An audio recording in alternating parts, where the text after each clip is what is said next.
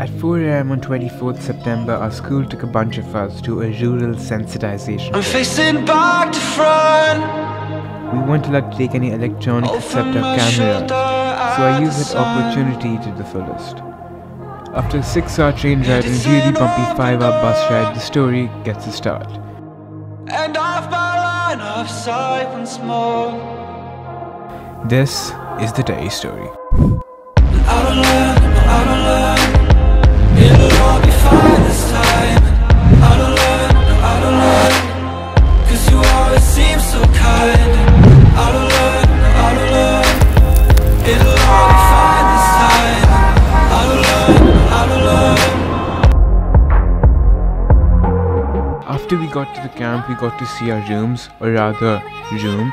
There was basically this big conference room with a bunch of mattresses for the guys to sleep in. Literally, the moment we were left alone, chaos struck.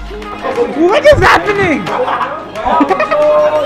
We weren't allowed to wear shoes inside, but I guess we didn't get to read the sign. There was also this dog randomly outside the door. And there was this basketball court, which had a blackboard without a hoop. Later we had this team building exercise thing in the middle of which started to pour, so everybody freaked out about getting their shoes wet. Hey guys, so currently our shoes are getting wet and we're going to pick them up. After this we were told to sleep, but instead of laying out the mattresses, this dude just climbed on top of all of them. And after this insanely tiring day, I finally slept.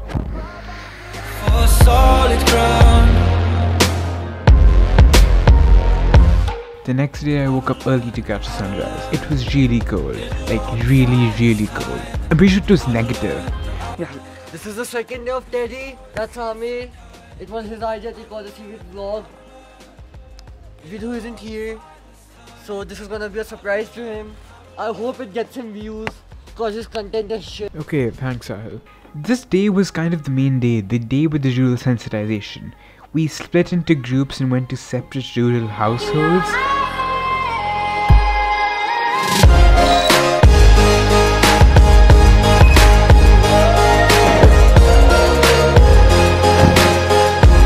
We had to climb this mountain and we had to climb alone. We have to reach that point.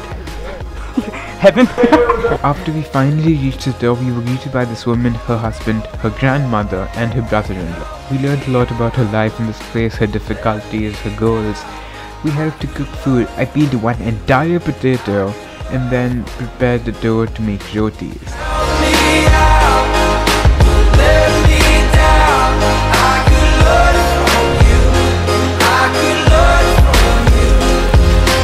Then we helped the woman plough her field and plant garlic.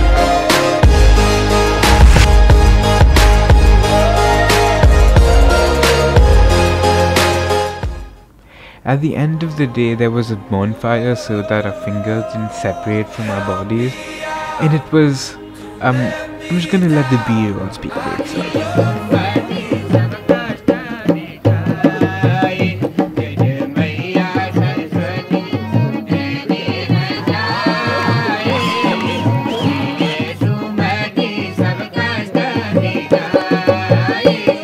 Next and last day, we had to wake up early at 4 AM and go to the sunrise point, which was about 10 minutes from the camp. I'm going to be honest, that sunrise was okay at its best.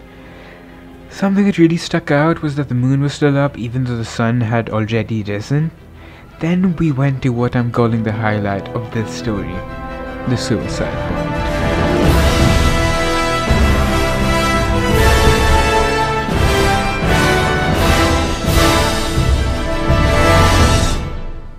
Too dramatic?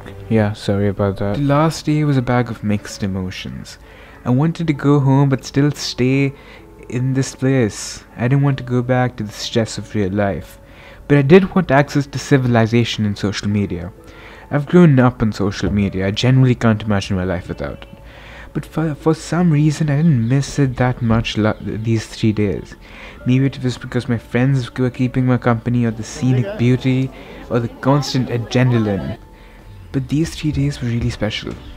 I don't have a script for this part, it was just great.